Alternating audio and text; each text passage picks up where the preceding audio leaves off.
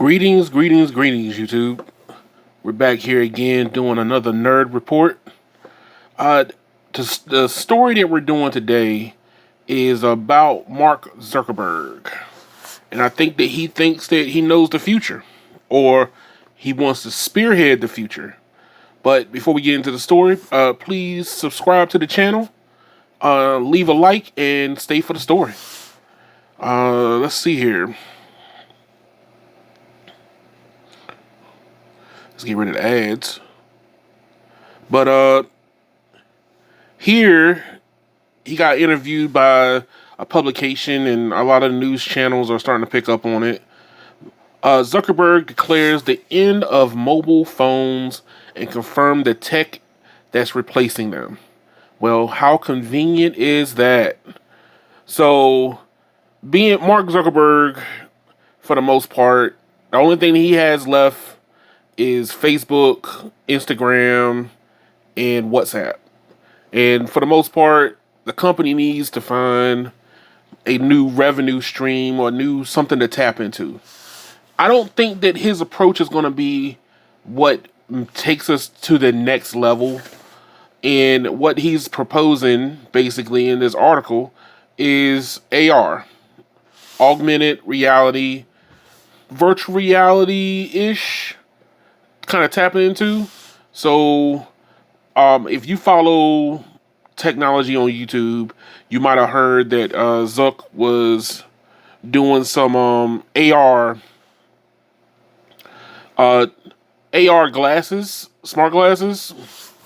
And for the most part, he's thinking that we're going to get rid of the smartphone in a couple years.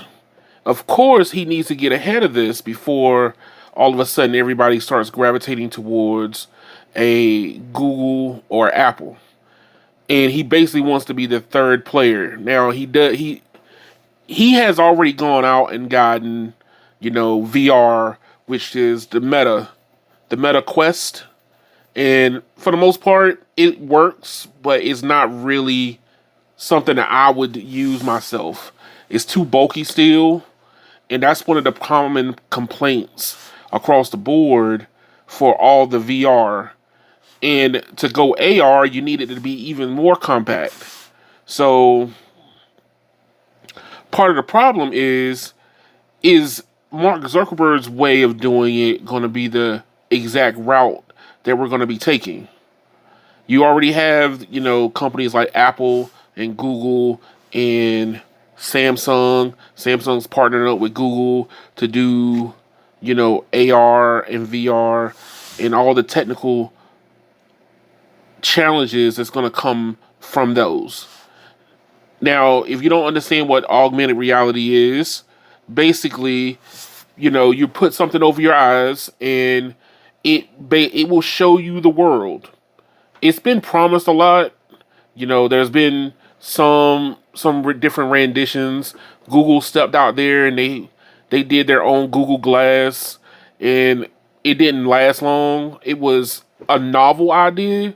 It had a camera, a little reflector that you could see out of the corner of your eye, and it was ahead of its time, but way too far above its time. So the problem with a lot of the AI generated and augmented reality that we're going to be pushed into is ease of use. But the problem is the technology is not quite there yet to be a standalone device.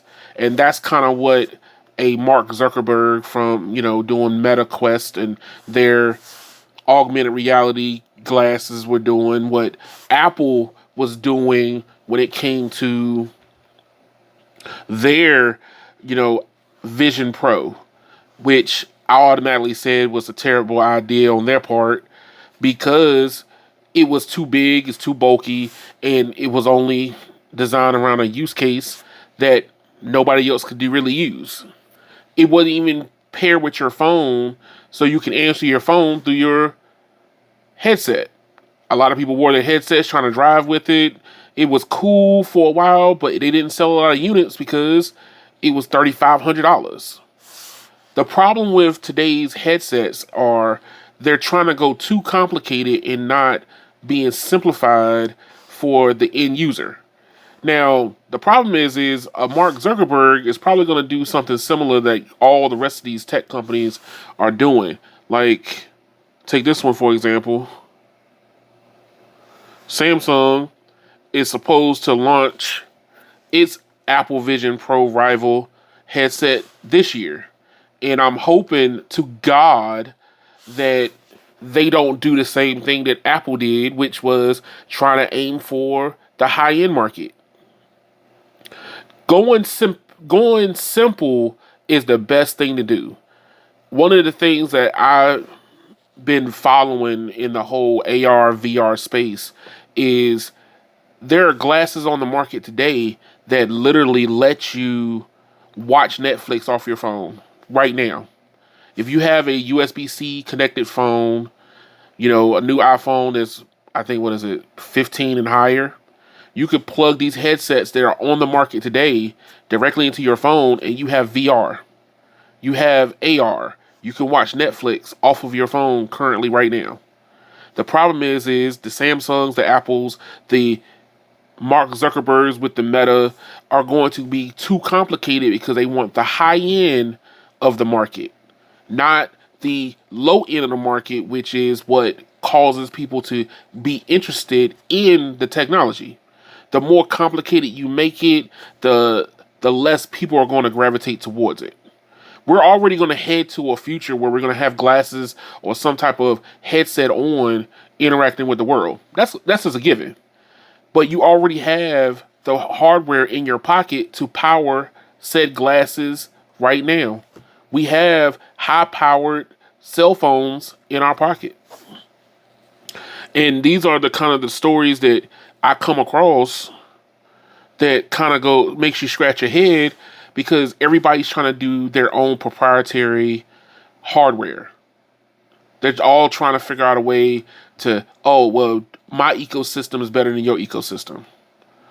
There was another company called HoloLens that recently got shut down. It was a division of Microsoft, and they were aiming for high end. They were going after the big customer. They're not going out. They wasn't making a headset for the everyday schmo Joe, which is a very missed opportunity. You start off small. You show people that, hey, this is the technology that we can end up working with, and you move from there. I even hate to say this as a person who is not an Apple fan, but they came out with the Apple Watch and they built upon the Apple Watch slowly by giving it more functionality, at the same time making you have it as a use case. I use my Galaxy Watch to pay for stuff at stores. That means I'm going to carry around my watch more often because it's more of a convenient for me. Instead of pulling out my wallet, pull out the card, tap the card, and doing X, Y, and Z, I just go 2 taps, boom, and tap. That's it. And I don't have to worry about putting something away. The app closed, I'm off to doing what I was doing. It's about ease of use, not about, ooh, my ecosystem is better. And I don't see a Mark Zuckerberg wanting to play nice with everybody due to the fact that Facebook and Instagram and WhatsApp, they're going to still exist as apps. But his Meta is going to try to be a standalone product. And I don't see people's appetites for another cell phone-like product coming through, down the pipeline. Right now they're partnering with Ray-Ban to do smart glasses, but basically you're just giving away free data at this point. It's the camera. The camera's always looking. It's scanning the area around, but you're not gaining anything except for maybe a smart AI to interact with. Those things don't offer a two-way street for me to get something beneficial, which is always my most hated thing about like Facebook. You don't get anything from being on Facebook except for your friends on Facebook. Yes, I'm that old. I still use Facebook from time to time. But part of the issue is the smartphone era to an end, or are we going to have an evolution of the smartphone extending up to our eyes? You know, one of the use cases that Apple Vision Pro put up, and it was a good use case, which was, you know, you're riding on a plane. You have this on, you don't have to look at a little screen. You can have the screen as big as you want and is in front of you. Nobody else is sitting there, can see what you're looking at. Nobody can hear what you're looking at. Everything is great. You know, small cabin, big screen. You can't wish for nothing better. But the problem is the Vision Pro needed its own carrying case, its own power supply, its own, you know, everything just for it to function. And that's kind of a stupid idea. And I'm hoping to God that Samsung doesn't follow behind Apple, which they probably will end up doing the same dumb thing also. But these smart devices that we're going to end up getting are going to have voice command, um, instant translate, which is one of the bigger features that's coming out now, where I can have somebody that doesn't speak any type of English at all, and I can translate what they're saying in my ear in real time, and I don't have to hold something up. It will translate right there on the spot. That is very helpful for people who are coming from other countries over to, like, let's say America, or me going to another country like Spain or France, and I don't know how to speak French. I can hear them and then interact with somebody in real time. I mean, we already starting to see those type of things come about. But I'm hoping that the way that the smartphone was introduced to us is the same exact way that VR and AR is going to be introduced to us, which is less degrees of separation that you have, the better it will be for the overall people.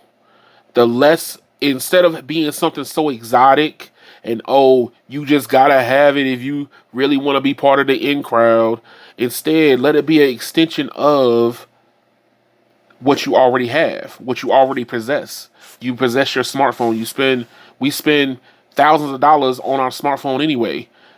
Another $500 for some glasses that I could tuck away in my bag, and it's powered by the phone, and all I need is one battery to power the phone and the glasses, makes for a better solution than a completely different paradigm shift on trying to do what I've been doing already. I can hold my phone in my hand, but you want me to dig deep into your ecosystem, and that's kind of, I'm anti-ecosystem. I love the chaos of technology. You know, you could plug and play. USB-C has been able to do a whole lot, and Apple finally came on board. It's going to unlock a whole lot more things for Apple users now that they're on board. You could plug AR glasses into your iPhone now, and you got, you know, an instant theater no matter where you are. But let me know what you think. I'm curious to see what direction everybody is going to be heading in. But I'm curious to see what people's opinions are. But thank y'all for watching. Like, share, and subscribe to the video. And y'all have a good one.